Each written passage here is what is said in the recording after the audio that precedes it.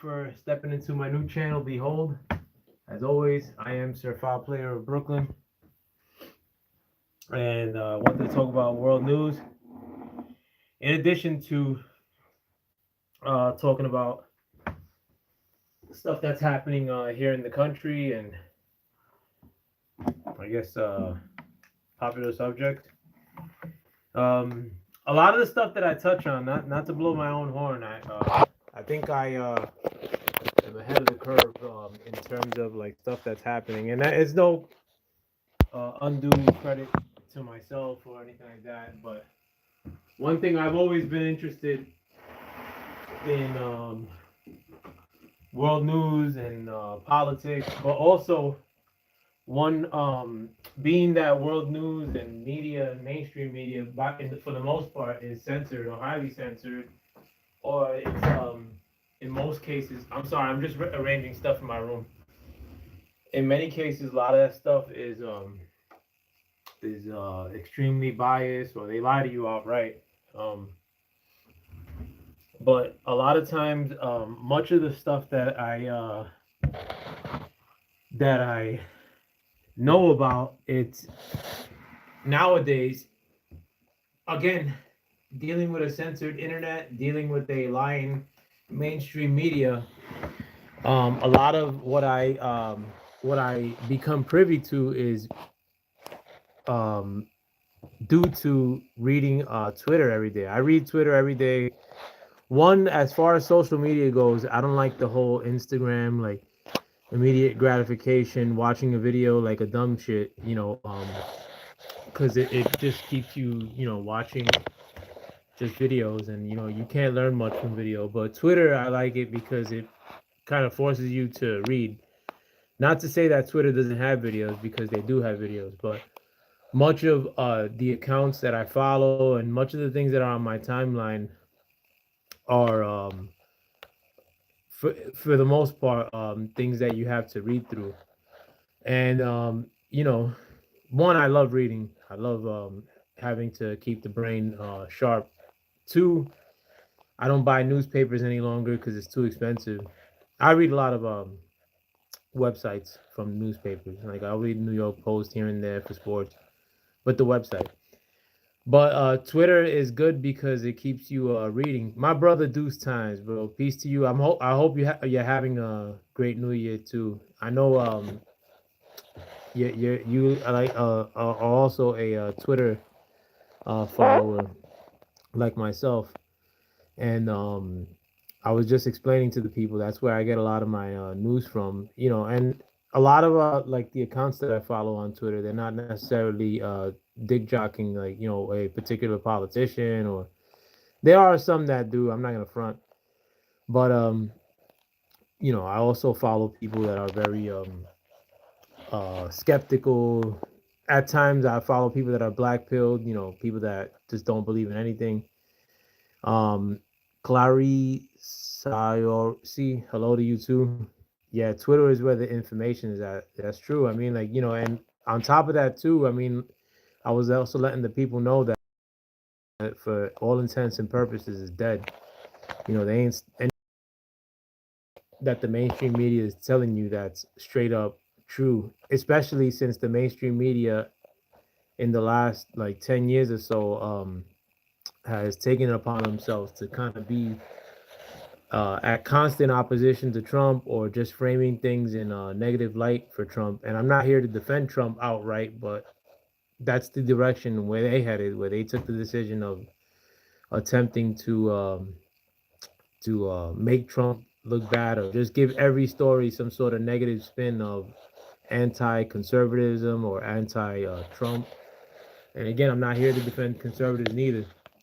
I think Republicans are idiots, but um, it's hard to watch or sit down and watch regular news stories about politics when everything's just framed in one from one lens, which is how to make Trump look bad. Or but um, a lot of the story that I'm going to cover today regarding that Karen Reed, I don't know what her name is. I forget already. Renee Good, that's her name.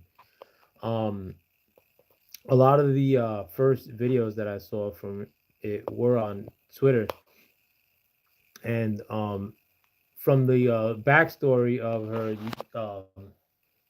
you could tell that she's somebody who has is highly indoctrinated into the current liberal principles of today, which is basically any like in most cases a lot of the people who are highly defensive of liberal principles or who are highly liberal, a lot of their mo is basically anti-Trump. I mean, you scratch two layers beneath it as just, and you'll see a lot of people that are hyper liberal by today's standards. They just don't like Trump. Dafina None. How you doing? Hi to you as well.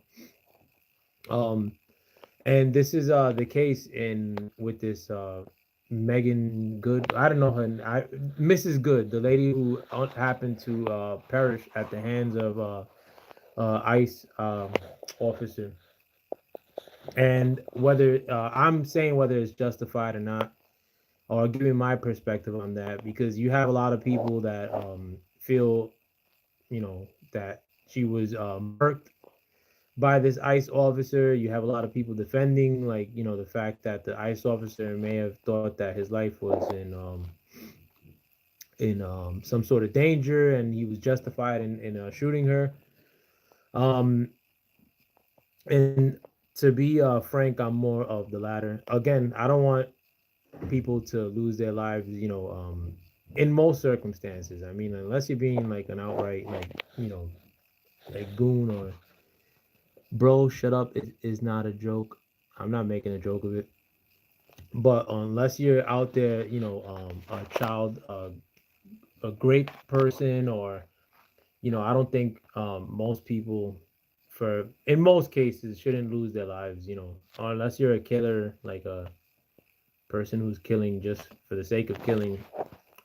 I don't feel that many people should be losing their lives, and this lady is no less. Like, I mean, like, the fact that her politics may not align with mine, the fact that I think that hyper liberals are a real problem, especially here in America, especially the guilty, gullible white female liberals are kind of the plague of America right now.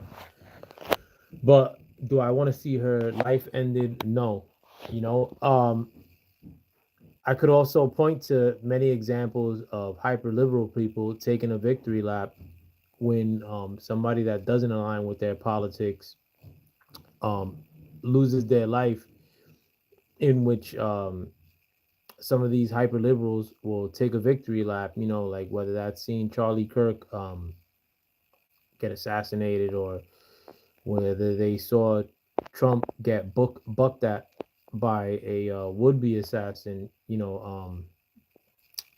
There were people that were like hyper liberals. I mean, it's very commonplace for a lot of them to, take joy in instances like that. And I mean, like, I can't really feel bad or like too much when the political tenor of the country is one in which hyper liberals like tend to celebrate things like this, and now are calling for some sort of justice to happen on their behalf for what seems to be an ICE officer doing their job. Uh, my brother Deuce Time says people care about immigration but not homelessness. Exactly, like and immigration is the flavor of the month. But meanwhile, these hyper liberals will see, so-called black people homeless in many of these cities, and it wasn't an issue. Like, I mean, and it's not like these people see, you know, native of of America, like so-called black people. Like, a lot of these liberals have seen these people out in the streets struggling for decades, and we're totally cool with throwing an immigration community right on top of these people, like in New York, like in LA. You know, so I am here to, I like liberals. It's always the flavor of the month as to what their passions are about. At any given time, I've seen people protest ICE stepping over homeless. Yeah, word up. You know, again, like most of these people's motivation is not for any sort of justice. Is not for any distribution of goods, i.e., homeless people receiving homes. Most of these people, in 2026, the year that we're in now, like their motivation is basically like trying to front on some sort of Trump agenda, and that's it. Like like it'll switch up based on the city. Like if it's the flavor of the month, it'll switch up on whatever cause it is, whatever immigrant population. Like they'll ride for the immigrant population of that time. Like a couple, like in the summer they were riding for the Venezuelans. Like now they're riding for like Somalis. And you're right, shit is all a psyop. I mean, like I try to, I advise anybody, to try to retain their head. Like shit is like already tough as is. I mean, like at the ultimately, like things in this country are like a ton more harder just in the past like 10 years, while people are still at each other's throats. I mean, like again, I don't look at liberals as my enemy unless they're up in the grill, and liberals are a lot more prone to try to get up in somebody's grill and like, act like you're a racist, or act like, act racist themselves. Like, if you're a liberal, I totally see liberals um calling out so-called black police officers as Uncle Toms and shit like that. I've seen that in videos. I've gotten that treatment myself when I tell liberals that I wanted Trump to win the last presidential election. Where they try to front and like say some shit out of pocket. Although I'm Puerto Rican, from New York City, from the hood, um, like they'll act like they have a leg to stand on. And these are people that are gentrifiers in New York. Living in like expensive condos, paying like with their fathers paying their $4,000 rents, trying to front like because they're wearing like one of those Arab hijab scarves, like and then these people think that there's some sort of like Che Guevara's, like meanwhile they got like fucking master's degree in sociology or psychology or something. Like try to act like there's some sort of coffee shop revolutionary types. Like I'm sick of these people. And the thing is too, like a lot of this stuff. I living in a big city. I'm sure that those times. I mean, like you're familiar with living in California. Like how a lot of these people have gotten down. Like I've seen them getting how they get down in New York City. I was very involved politically in my community in Sunset Park, and the people that would try to ostracize me before I was even anti-liberal were these same like liberal types, and they use any sort of apparatus to try to ostracize or play divide and conquer in my community and in all other so-called minority communities in New York City. Like they would try to split the men up from the women. They would try to split up like the honestly the community they would try to front on the most were the so-called black communities. I'll tell you outright. Like they would always try to like keep that community most divided and most chasing for justice behind anybody else's cause but their own cause, like and I saw that firsthand a lot. And I would try to call it out like as a so-called Puerto Rican dude. I don't, and I look like a white boy in some instances, but they would front and like throw my race in my, these are like white people at times that would try to front and throw, my race in my face type shit, like or my color, my skin color. You know what I'm saying? These are the most race liberals are the most racist piece of junk like individuals. Like and honestly, if we could deport liberals, I would 100% sign up for that. I would gladly use my tax dollars to deport these people to Europe. Like with like I mean a lot of them are of European descent, funnily enough. But I would gladly use American tax dollars to deport liberals into Europe, where they could experience the cornucopia that they desired. Open borders of England, of Germany, of France.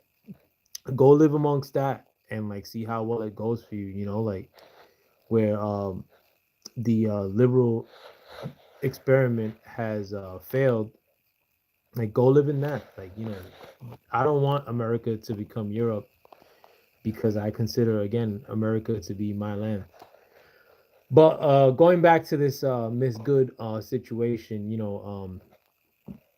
from what I see in the video, I mean, like, and from the angles that have been released, a lot of shit liberals are talking about things, and that in regards to this case particularly, that only benefits their side of the argument. I look at both sides of the argument. Like, could the officer have gotten out of the way? Maybe. I mean, like, the ice. There's this is a really frigid area. There was snow and ice all over the ground. Um, there's also the fact that this woman inserted herself like in the opposing direction of traffic. Like, I mean, the traffic was going east to west, and her car was positioned in north to south. They did tell her to move from the area, and she didn't move. Um, in spite of the fact that she positioned her vehicle. Bruce Gas, my brother, peace to you. Miss Good was murdered. What did you not see? I didn't see a woman that got murdered, but the or whose life was ended unjustly. You sound dumb. I mean, you got to hear the whole side of my argument though before you make that assessment. I think you're choosing sides in this argument. I looked at things from both perspectives. I can't listen to you no more. Nah, I mean that's unfortunate, my brother. I'll look. I hope you don't feel that way though. And you're still my bro. I don't have anonymity with you because you don't agree with my perspectives or my politics. I still consider you my brother. But in terms of this case particularly, like the way her car was positioned, and again, like the mainstream media, like and people that I am friends with on Facebook. I happen to be friends with and this is a so-called black brother. We were part of the same clique back in the day, but he's done well for himself as far as his education goes. I don't think he's done well for himself like more than anybody I know, but he's a highly educated brother. But he's also a highly hyper liberal shit liberal. But he tends to exemplify certain or try to bring light to certain instances of liberal things that happen, and tries to play dumb with other things that may make his case look worse, I guess, or whatever he's defending. Like he'll try to act like he doesn't see the obvious, and I see that a lot nowadays. Like when it comes to political discourse, or where people like front like they're not seeing like certain obvious things, or where they'll try to act like they can't acknowledge something in order to make the person they're arguing with look bad. Um, but in this case, he's bringing up the fact that the officer could have gotten out of the way, and could have gotten out of the way isn't a definitive, like especially with a vehicle. I happen to got my foot run over by a vehicle, and the person that did it because I was actually taking a leak behind their vehicle, and as a joke, he tried to speed off um while I was taking a leak behind his car. But and he knew I was taking a leak behind his car. It wasn't like I did it being a jerk or anything. But he probably thought that my reflexes, from past instances, like would have been able to, move my foot out of the way, and my his car happened to run over my foot. I wasn't really hurt really bad. but it did run over my foot. By some miracle, I didn't take any real damage. But and that's from the side of a vehicle. Like I mean, like from the front of a vehicle, icy conditions. I mean, and her vehicle happened to the tires happened to not gain enough traction to immediately move forward. Um, but had it been able to move forward, there probably would have been, direct impact with her and that ICE officer. Also, too, you had a stud. This woman was married to a stud female who was recording the whole ordeal, in addition to coaching or hyping up Miss Good, her wife or husband or whatever, however the studs call themselves, or however studs call their women. But her stud wife was outside the vehicle coaching the whole ordeal and hyping it up, and that probably didn't help the situation.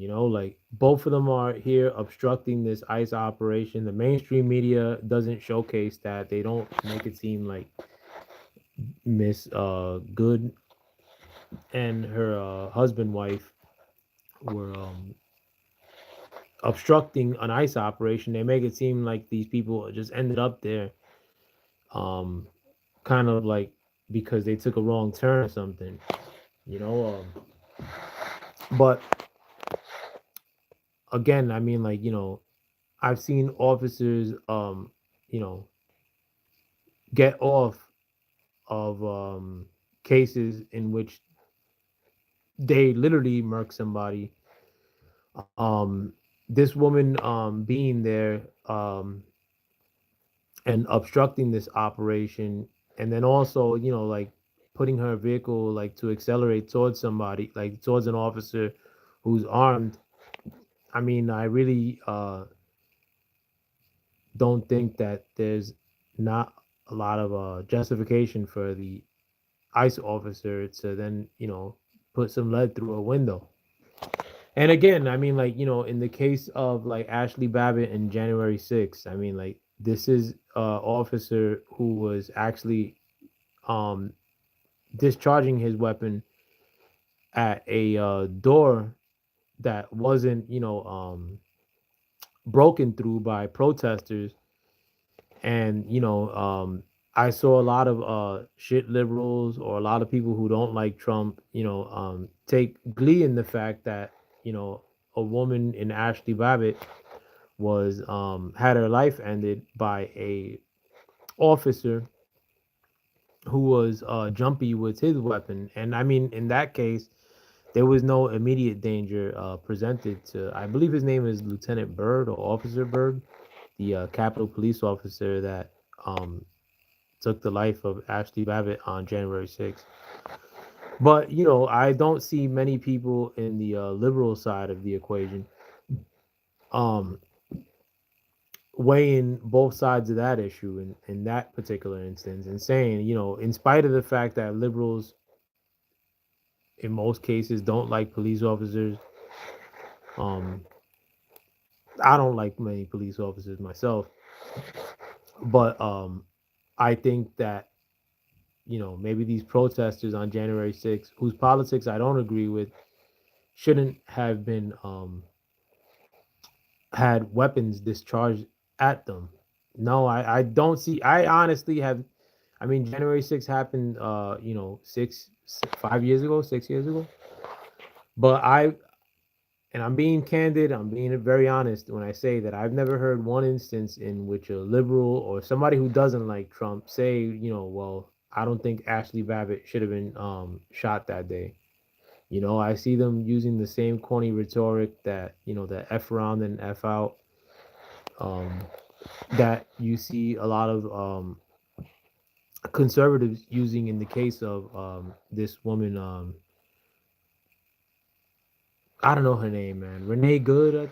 It's probably. I wish I could access my own title, so I could not butcher this woman's name.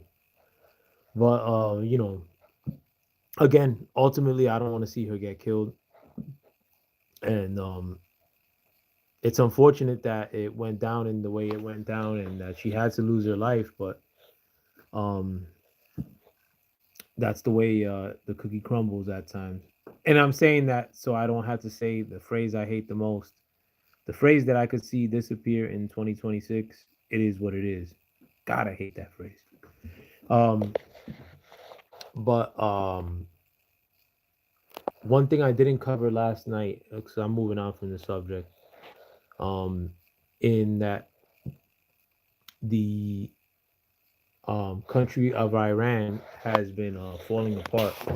I don't even know why exactly the country of Iran falling apart. I mean, I know it's a regime that has been taken over by Muslim lunatics, and no, not all Muslims are lunatics. I think that there's radical, mostly Sunnis, that are no good for anywhere they land. I mean, including Minneapolis, Minnesota, where you have a radical or people from a radical Sunni country, Somalia, that have landed on the shores, or Minnesota doesn't have shores. They have lakes. Well, landed in Minnesota, and no, I don't think it's good for Minnesota to be housing this radical or Sunni community. A community that doesn't want to integrate into America, a community that has taken advantage of America. I made this very clear yesterday in that I don't see that as a benefit to America, especially when it's costing Americans taxpayer dollars. But Iran also is run by radical Muslims, and it seems as if a lot of demonstrations have been going down in that country. In addition to having the president of the United States say that he's aligning himself with the protesters who it seems as though they want the Ayatollah who runs that country out of there. You know, the women are removing their burqas, and Iranian women are smoking. I mean, I don't know if you guys have had the benefit of witnessing Iranian women, but a lot of them are really nice looking. A lot of them are really intelligent. Um, you know, and a lot of them are probably will enter the ranks into a popular society and um, be anti-radical, which is a boon to the world.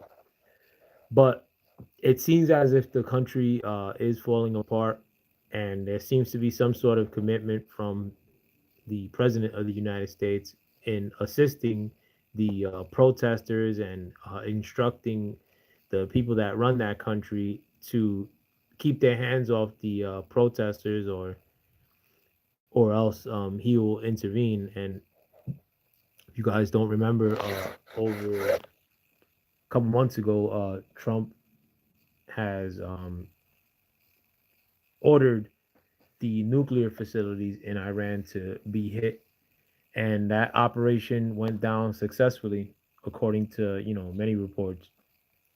So it's also it also, in the case of Trump threatening the powers that be in Iran to keep their hands off the protesters of Iran, it also gives his threats credence. The fact that I have already struck your country once without any loss of American life, and I could potentially do it again. Um, I've heard reports that there was no internet in Iran right now, so like a lot of what comes out of the country. I mean, who the hell is texting me? Damn, I keep getting alerts from. Sorry about that, guys. But a lot of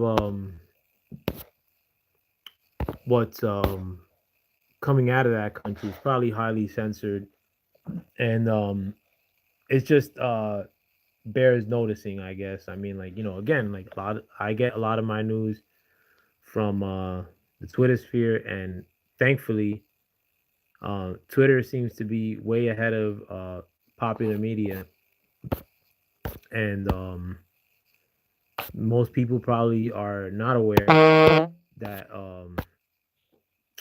Iran is or the Iranians are revolting currently, and just I guess things to look out for. Oh, also, and most importantly, probably is that initially in the Twitter sphere, I was hearing that, and ended up being validated in, I guess, validated in mainstream media. Mainstream media has no room to validate anything in 2026 because they're a bunch of liars.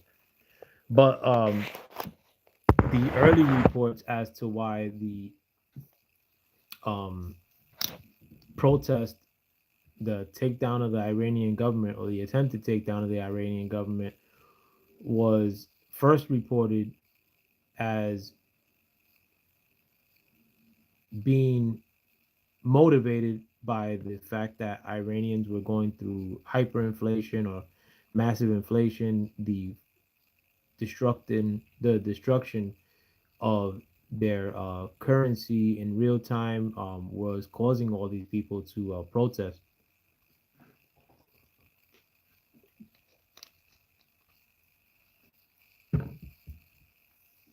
I've heard complaints about that very same subject in the past as well, in terms of the fact that things will shoot up and down in price in Iran because their currency sucks.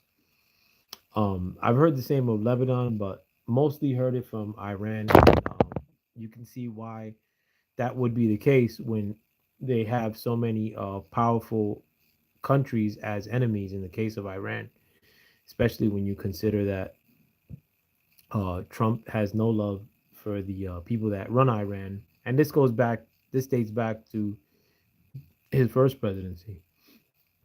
Um, but now I guess that situation is hitting the fan, if you will. And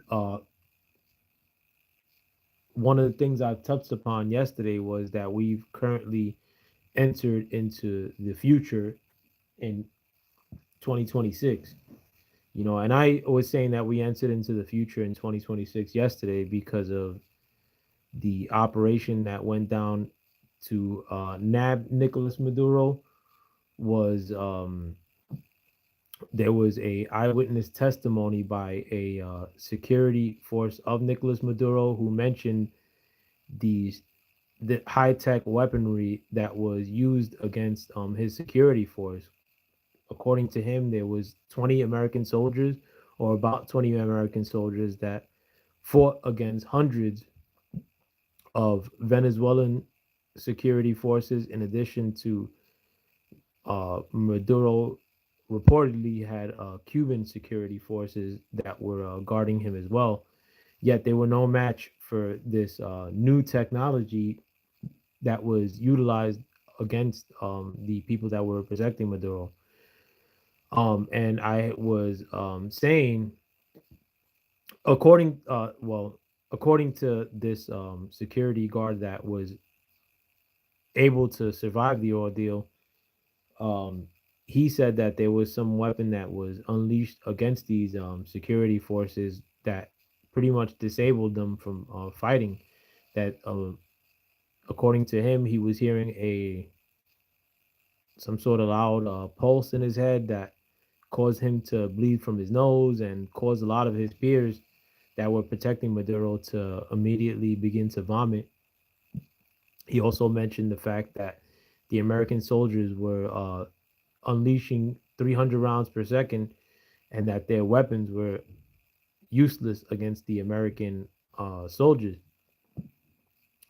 And the report in the aftermath, I mean, and this has not been disputed by mainstream media or anything like that, was that no American soldiers lost their lives in this operation, in which not only they were able to kill hundreds of Venezuelan armed forces, but also able to extract Nicolas Maduro alive and into a American prison, which happens to be situated in my neighborhood, Sunset Park, Brooklyn, New York City.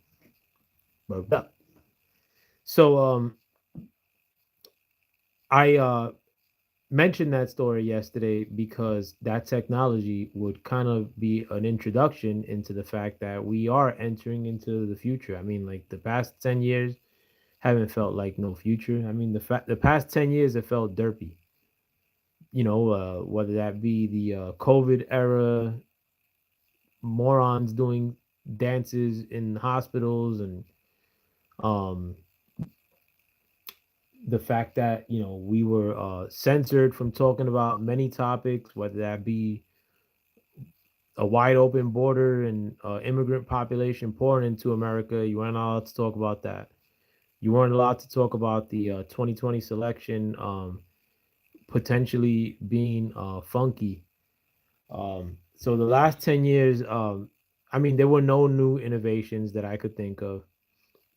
Last 10 years felt derpy. The one instance in which I could picture that we entered into the future happened last year, and it actually happened near the area in which I live now, a couple miles away from New York City, in northern New Jersey. The appearance of drones, of unidentified drones, that there's still no real reason as to why they had appeared.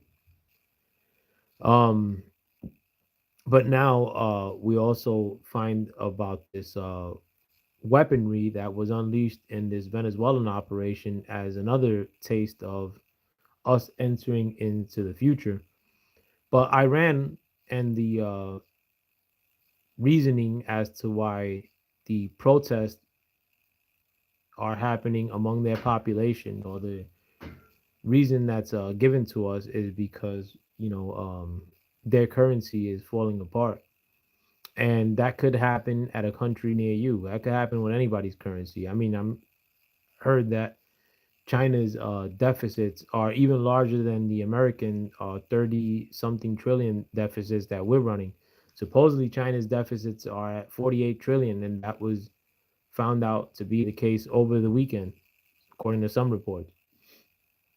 Imagine a country like China's currency falling apart, or you don't even have to go with a big country like China.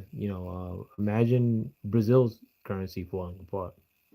And what kind of havoc that would cause. But also, it would be an introduction into the future, the ending of currencies, which I could see happening in my lifetime. And we're at the doorstep of that now that we've entered 2026. But I only had one viewer watching right now. One viewer, you're fronting on me for not commenting, but nevertheless, I thank you for being here. But I happen to like conversating more, even with the chat, than talking into a black screen that shows my cool thumbnail of me in the parking lot of Lutheran Hospital in my old neighborhood, Sunset Park, Brooklyn. But nevertheless, I'm gonna take this time to say my farewells for the evening. I hope you guys finish out your weekend in a powerful fashion. I wish you nothing but the best for next week, whether you agree with me or not, politically or whatever. Well, with whatever. I hope you guys much love, much life, and retain your brain as best as you could. Things are gonna get confusing in 2026, and 2027 is probably gonna be much of the same. But you'll be alive, and I'll be alive for it, hopefully. Um, and hopefully we could break it down on my channel. Behold, with that, I am Sir Foul Player of Brooklyn. Much love. Have a good evening. Peace.